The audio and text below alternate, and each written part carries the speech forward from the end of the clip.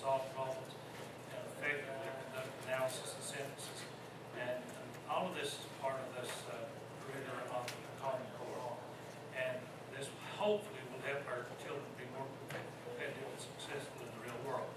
I'm making these comments because I fully support where we are in our efforts to promote the Common Core. And I realize there's a lot of pushback in a lot of areas with the Common Core.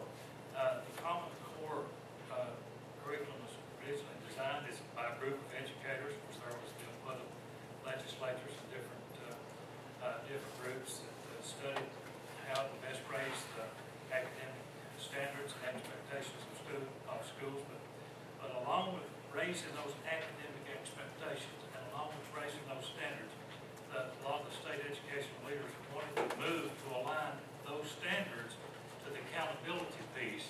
And so that's where you bring in the new teacher performance evaluation system, the principals of performance evaluation system, and the last 3 years, to give you an idea of how things changed, they've gone through 3 different principals evaluation programs, and there's another one about to come out again. So they're still tweaking and working on those things. But what I'm trying to say is everything ties together. The Common Core standards, the evaluation system, et cetera, et cetera. So both our students' futures and both our professional careers, they're all connected in such a way that everyone must work together to achieve what they need to achieve. And what the worry, I think, that concerns me to a great extent, we don't lose the joy of teaching, and we don't lose the joy of learning.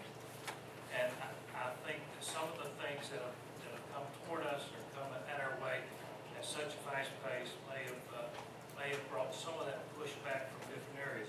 But it is my personal belief that, and I think it's also many of the other directors listed, several throughout the state, that we have tried to do too much too fast. And of course, we're trying to make that known. It's not just in Tennessee, it's other places. I think what we've done here was add the accountability piece, maybe a little bit faster than some of the others have. I know Kentucky took more time to do some of their reforms than other systems have. And we can study all of those different systems and as a state, and legislators and our professionals, what have you. But we're into this thing now, and so we need to at least see it through as best we can. And having said all of that, the one piece of the educational reform movement that needs to stay, I think, in place with constant oversight for added improvements will be the Common Core standard piece. That allows the teaching and the learning process to continue, and even as that continues with the new initiatives, maybe we can pull back some on the accountability and the testing piece now. And I say that because of what's coming down the pike with the park testing, and that's something I can spend a lot of time on. Yes, the testing requirements are there, and they're still in place. Some of them will be in effect beginning 14, 15, but the main big year, we'll find out what we have done, what we are doing as a system, as a state, is 15, and 14, 15 down the road. Some real big figures, a lot of information will come out from that. I just really hope that we can stay focused on making sure that our children receive the best quality in the instructional side. If that be Common Core standards, so be it. If all of those great mighty leaders out there, educational leaders and professionals, see a better way, then we need to be willing to listen. But I think in Campbell County, I know we've got a lot of people looking at us, and we're looking at ourselves. We won't pull ourselves up on the bootstraps in every way, form, and fashion. And we know the problems we face, we know the socioeconomic conditions. We cannot allow those things to be excuses. Academically, I think the Common Core movement is the way maybe to make some additional improvements in the achievement side. All of the changes in the special ed program, as daunting and challenging as they are, I think in the long run we'll see some of those children being blessed and helped in some of those initiatives.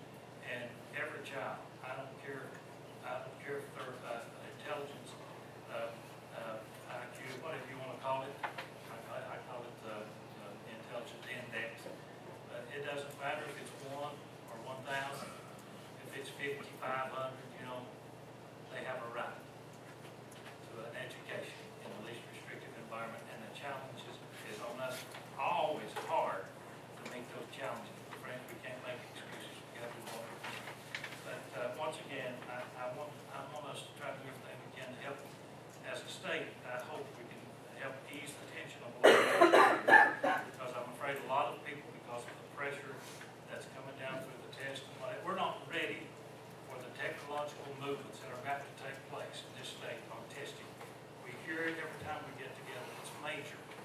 talking about a broad range of problems that we're going to be looking at. We're not ready for it, so maybe, just maybe, they'll maybe back off a little bit. There are still some proven and tried materials out there that can meet the requirements of testing these kids in the Common Core curriculum. And so we may have to go back to that or go into some of those things. And I could go on, but I just felt I needed to share that because there is a strong movement in different groups to not so much maybe in Tennessee as others, to can some of the Common Core initiatives. If we're making progress academically in those things, we won't know the real fruit of those things for at least another year or two. But we've spent so much time in training, we've spent so much time and human effort to try to make a difference in all these children's lives. And I just don't like to need to go away. That's an editorial.